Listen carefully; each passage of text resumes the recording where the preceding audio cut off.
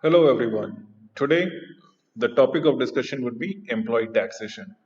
Now we remember that taxation has been is one of the realities apart from death in life. So in case you are alive, you're bound to be taxed and you are bound to die one day. Never we will be talking about taxation only from the perspective of salaries. So, any employee who is getting a wages, salaries, perks, benefit, and what are the taxes implications, we will be discussing about them. So, basically, we have incomes from salaries, we have income from house property, we have capital gain, we have from other sources. Now, what are the other sources? It might be a bank interest, it can be your stock dividend, it can be any trading activities that might have taken place. You might have a small business out here, out there. So, basically, any sort of monetary gains. Now, talking about capital gains, so something which we call as short term capital gains and long term capital gains. Please understand short term and long term. Now, this differs from country to country and it varies from geographies to geographies. Remember this thing. So, what the definition differs around it. Certain companies say it is 3 months is a short term and 1 year is a long term. Certain countries say 3 years is a short term and beyond 3 years is a long term capital gains. So any sales in the property, in the sales of the stocks, and any sales perquisite which you accrue it over a period of time, if there are any capital gains that needs to be taxed around it, we will talk taxation policies. So basically, we will be talking about salaries, and that is the whole crux of the presentation. Salary is what we are comprising of a basic, a DA. Now, what is DA? DA is dearness allowance, is the COLA or cost of living allowances, plus let's say perks, benefit, commissions, and any other things that comes around it as a component of your salary. Now, apart from it, there are something called allowances. Now, what are allowances? Allowances are something which are given in terms of a performance bonuses, or let's say a traveling allowances, or let's say a medical insurance or medical allowances that we go around it. So it's other component for which he is a party in where the employer pays on his behalf certain benefit, and then comes the perquisite taxable to the employee. Now the difference is if we understand the basic component, the allowances. So what is the perquisite? Now perquisite are certain things which the employee enjoys on behalf of the employer. Let's say lunch at the restaurants, might be certain called meal vouchers. We talk around it to entertain the clients. Let us say a holiday home or holiday package or leave travel concessions, or let's say bungalow accommodation, and so on and so forth. So there are many perquisite that is being taxable to the employee on behalf of the employer. So basically, the employee gets not in monetary terms, but any non-monetary terms reward would be in perquisite taxable. So we'll talk about the income from salaries. Those are wages. If you look at it, we have taxable portion of allowances, perquisite, gratuity, pension, so on and so forth, and that comes around it. Plus, we have, or should I say the minus, we have the deduction. And deduction can be a professional tax. Certain companies says professional taxes are to be differs from profession to profession, or probably a fixed slab rate that we go around it beyond our monetary income or a pay band. We have these professional tax and the entertainment allowances that which keeps on happening around it. So basis of the charge. So Income Tax Act provides for calculation of income under this head salaries. For the purpose of chargeability of taxes, salary consists of any salary from an employer. Remember, any salary from he or she might accrue from an employer for a particular assessment year. Now, probably what we say, why a particular employer or a former employer, if you look at it in my slide, we have mentioned it around it. Any salaries in terms of former employers, that's the reason because a employee might have switched a job, might have changed a profession, or might have changed company, and he might have in a fiscal year two employers or more employers, more than one employees, as we can say around it. Thereafter, any salary paid to him in the previous year on behalf of the employee or the employers, and so on and so forth. If there are any areas that we are talking about it, and salary income is chargeable, on the basis of the tax slab that comes around it. So, allowances is the fixed monetary amount paid by the employer to the employee for meeting a particular expenses. Remember, it can be anything. It can be allowances for medical insurances. It can be allowances for traveling allowances, whether it's personal or professional for his performance of his duty. So we will talk about human HRA or housing allowances that we call around it, the special allowances, let's say a performance band or a qualification band, or God knows for consumer good relation CRM band or fitness band, whatever you want to special allowances. You want the employer wants the employees to be very fit and happening, so the employer can purchase a gym passes for a month, for a quarter, for a year on and gift it to the employee so that he or she visit out there and they have a perfect fit team in the organization. So that can be another form of an entertainment allowances. Allowances except in case of certain person, let's say certain person where it is already been exempted because he or she has a particular conditions toward it. Let's say medical insurances that becomes around it. Fully taxable allowances is something which we keep on happening in for any entertainment purposes. It can be a taxable purpose altogether. Fully taxable, remember. So we'll talk about the house rental allowance or a house rental allowance as we say it around it. So it's basically an actual amount received. See, please understand. List of the following: what on behalf of the salary, it can be a percentage of the salary, and I do not know what is the percentage, and it depends upon the company to company basis.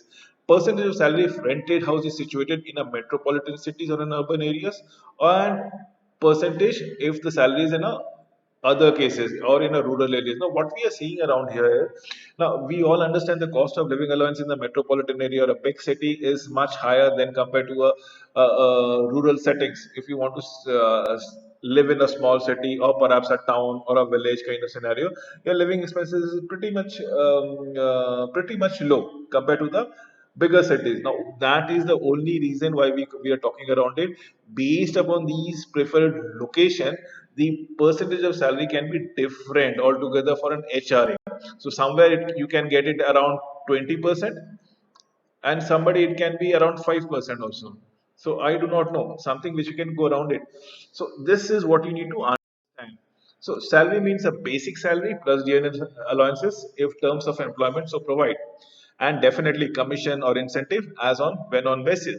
When an employee has not actually incurred expenditures on the payment of the rent or stays in his own accommodation, no exemption of HR is available. Remember that thing. Salary is to be taken on the due basis in respect of the period during which the rented house is occupied by the employee, and only during the occupation only you can pay it as a rent. The moment the employee vacates the property, you just cannot tax it and probably receive it. So special allowances, it's an actual allowance received from an employer. This is very true. Received from an employer.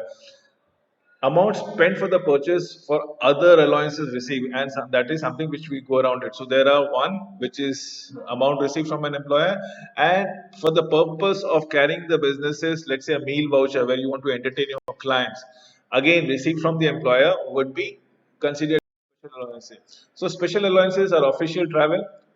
Remember this thing: official travel, conveyance allowances. I have already said it out. Let's say to and fro journey, helpers allowances if you are providing with a helping hand, or if there are staff attending to your domestic duties or family things.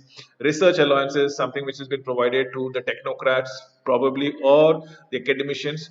Uniform allowances to do an official duties. Yes, definitely many of the companies have a particular uniform range that needs to be adhered to be spent fully, or otherwise the amount needs to be not spent taxable. This needs to be understood. These all six of them needs to be spent fully.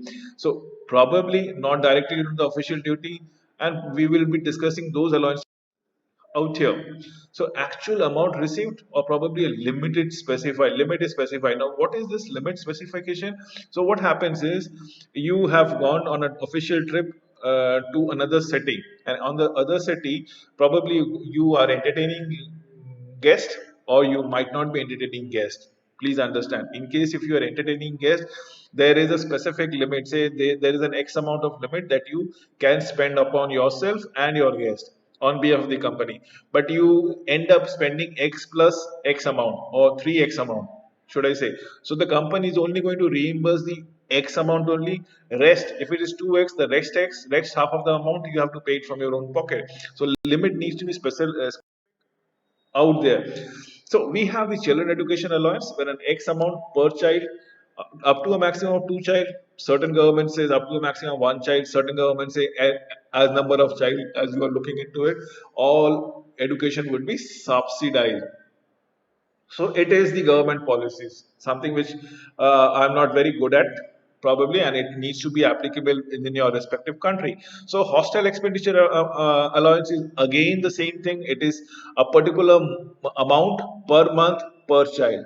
So you cannot, remember, you cannot put in a your ward into a different kind of accommodation. It might be too expensive probably. If you're putting up in a too expensive hostel, the government is going to give a limit up to a particular sum, and the rest will be paid from your pocket, and that would be taxable. Transport allowances probably is to meet your purpose of commuting between the place of your residence and to the place of your duty. And then we have those orthopedically handicapped, physically challenged person with the lower extremities, where we have different kind of allowances which are compulsory allowances needs to be given around it. So if any fixed allowance is given to meet a personal expenses, a percentage of amount and a specific, these two things has to be kept in mind. Either a percent of the amount received which needs to be going for the transport allowances, or there is an upper limit or maximum limit per month has been already been stated around it. So you might be given four wheeler kind of conveyance allowances or traveling allowances from an office to your thing to your place of residence and back. But what you happens is, instead of traveling in 1.2 liter engine, you decide to travel in 2.4 liter engine, a big car, a big vehicle, and probably it might not suffice the amount. But the office is again going to specify that I'm going to pay up to 1.2 or up 1.4 or 1.6 liter engine, and it's all about it. Perquisite may be defined as any casual emolument or a benefit attached to an office. Need to be in kind. Remember, perquisite is always in kind, it is not in monetary terms. So, what does it believe? What are the conditions? Number one, this needs to be employee certified. The employer needs to always ascertain the right ki, yes, this is an added advantage that we are going around it, probably to for a continuance of an employment allowed directly.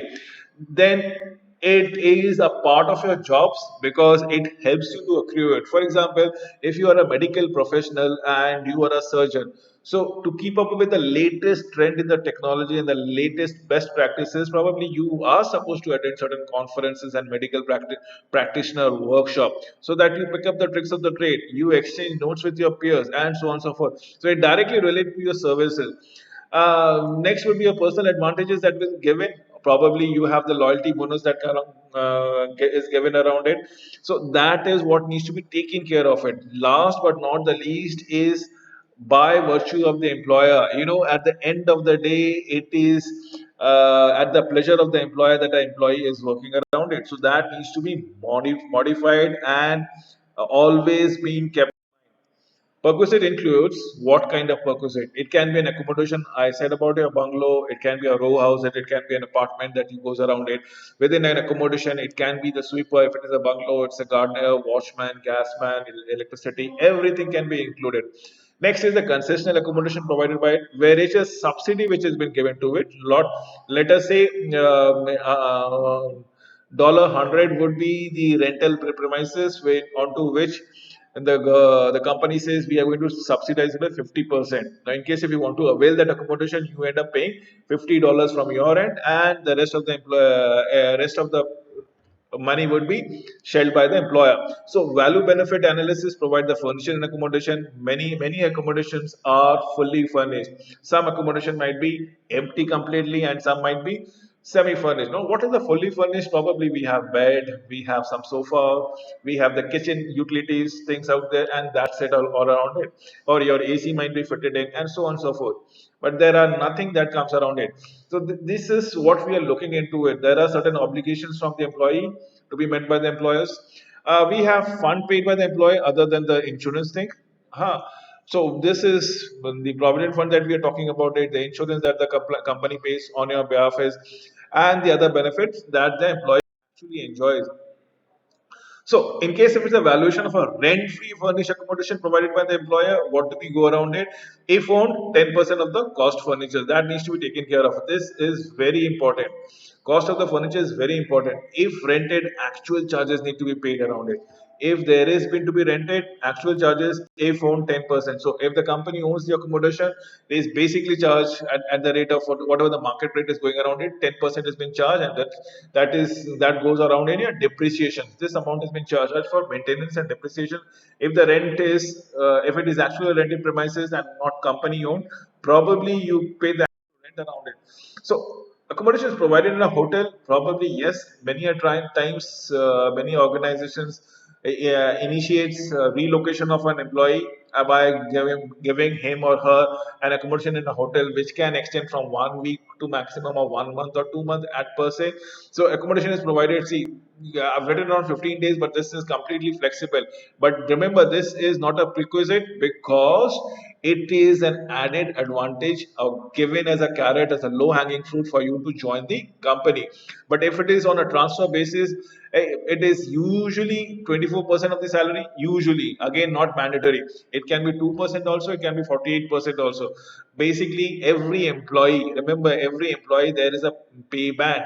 Within that band of the pay, what are the prerequisites that comes around it? So if your monthly income is around $1,500 or $2,000, if you're looking into it, the pay band of accommodation might be $50 around it for that kind of band. But somebody's paid monthly salary would be around $5,000. Definitely, he or she can enjoy somewhere around 150 or $200 accommodation. So that's according to the that we go around it. Then we have the vehicle benefits or the motor car benefits that goes around it. Certain things, the certain employers provides complete vehicle and complete autonomy for all the official uses. So you are basically coming to the office and fully the employer is going to take care of your transportation needs. Employees which are for, then there are particular employers who says, forget, you don't have to come to the office to enjoy the vehicle. You take the vehicle to your home also and use it for your personal use apart from the regular official use. So basically, what the taxable value would be then? So it's the actual expenditure on the car, the remuneration of the driver, the percentage of cost for aggregating above. It can be for depreciations amount less charged by the employees. And then we have a mix where you can keep it for certain time of time, a certain period of time for an official and certain basically for your personal use. So it depends upon the engine. Did I speak about 2.4 liter, 1.6 liter, 1.2 liters engines, which has those personal capacity per month? PM stands for per month. So every kind of car, every level of employee would be maintained out there with the liters, the size of the car that we have around it. So LTA probably again a perks and a benefit to given to the employees to retain them. So there are many employees. Look at it. Leave travel assistance may be provided by the employer to the employees and his families. This can be given to the family altogether in connection to proceed leave at anywhere in of his benefit. It can be overseas within the country. Proceed from any places. So that is what we need taken care of. Other facilities and perquisite, maybe if you are provided with a gardeners or sorry, if a bungalow or servant quarters or helping hands or people, staff who are actually doing your domestic chores, what is happening is the salary which is paid to such an income, such persons are being paid by the employers are reduced from the amount and any recovered from the employee thereby. So that needs to be understood. Again, with an accommodation, you comes with a gas connection. Again, accommodation with comes with an electricity connection. How do you go around it? Using resources owned by employers without purchasing from an outside agency. Any other cases? So manufacturing cost per country would be taken care of. So as reduced by the amount, if any, actually paid by the employee. So actual amount incurred by the employer, agency supplying the resources has been gone around it. So we need to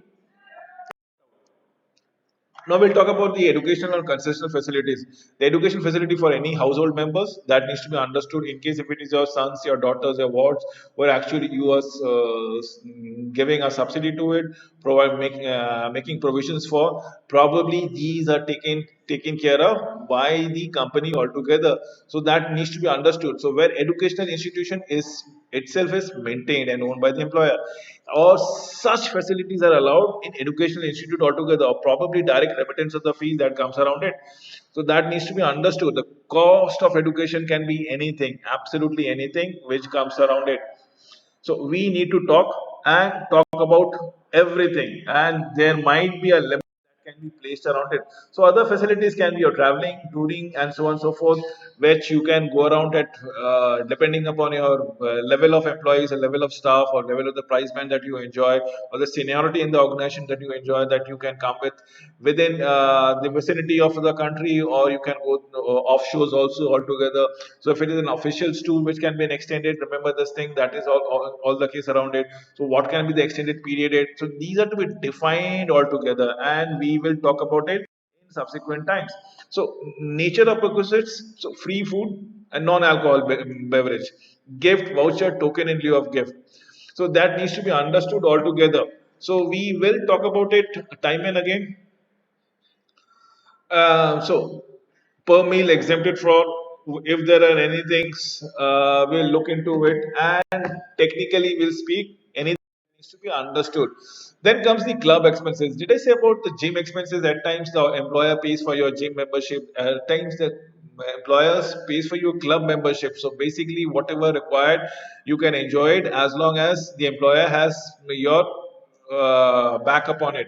We have the health club, we have the free use of movable property, and so on and so forth. So taxable employer, it is a written down method, written down valuation, WDV, and a straight line method. So please understand these two. WDV is written down valuation, wherein actually make them obsolete over a period of time, and straight line method is something which we goes out on a slow and steady basis. So basically, this is a depreciation method that we comes around it.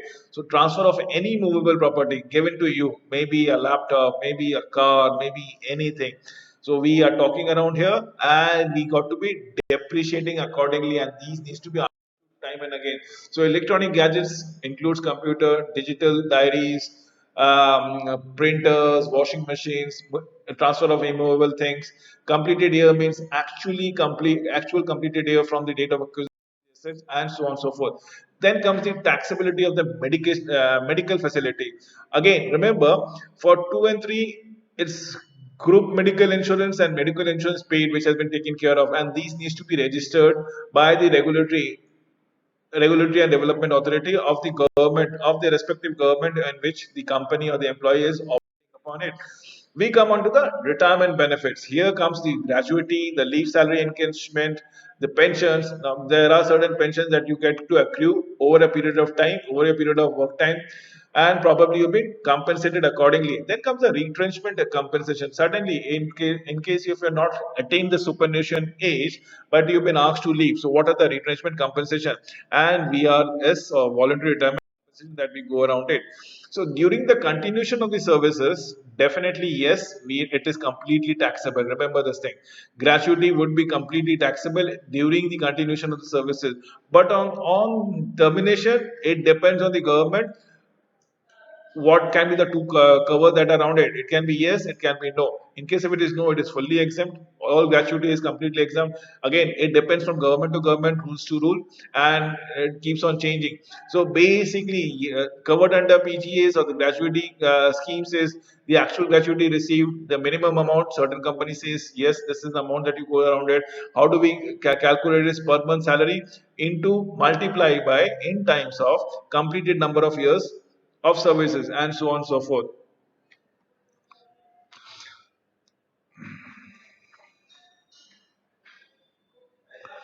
So these needs to be understood again. There comes minimum following exempted, actual gratuity received. Again, something very stated very clearly for your understanding altogether.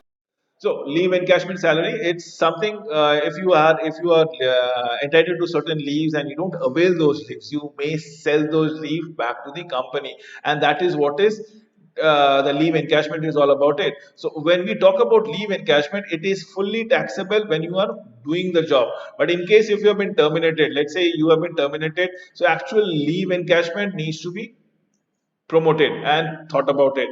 If none, it is fully exempted. If none, it is fully exempt. So similarly, is pension absolutely yes. When uncommuted, it is fully taxable. So when if you are not selling it back for a pension amount, definitely yes, it is fully taxable. You're taking the lump sum amount altogether. Probably no. But in case if you're commuting, so you are committing to a pension fund or something like that. So in case of a government employee, it can be a fully exempt. But in case of non-government employees, probably it depends upon what are the policies that comes around it. So it's one third of the total pension shall be computed and half of the total pension that comes around it. So this needs to be taken care for time and again. We will talk about the retrenchment compensation. If compensation paid under any scheme approved by the central government, nothing should be taxable. In other cases, definitely actual things would be taxable all around it. We have the same scenario for voluntary retirement schemes received from specific employers. You remember the actual amount received as per the VRS guidelines that needs to be understood, and then the fully taxable component if there are existent. So TDS is taxation as sources. Now what happens is whenever you're taking a salary, there at the time of the payment of the salary, the employee might deduct certain amount of tax on behalf of you and submit it to the government because probably your salaries would come to a taxable limit. So that is what the TDS would be around it. So when employee has any other income of the same financial year charged from under any head, he may furnish the statement of such income.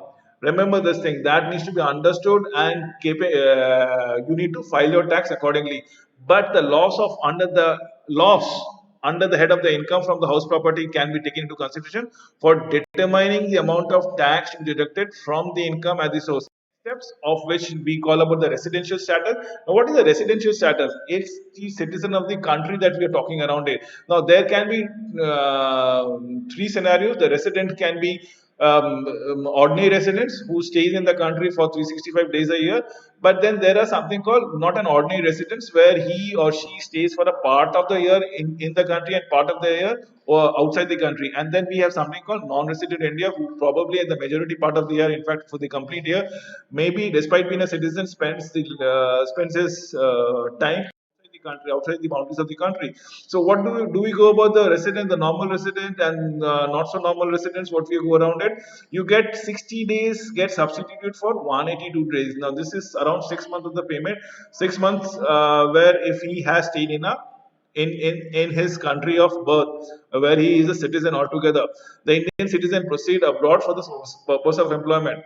On the other cases, none of these conditions are satisfied. Probably it's non-residents altogether that to be taken care of. So residential status is very clear.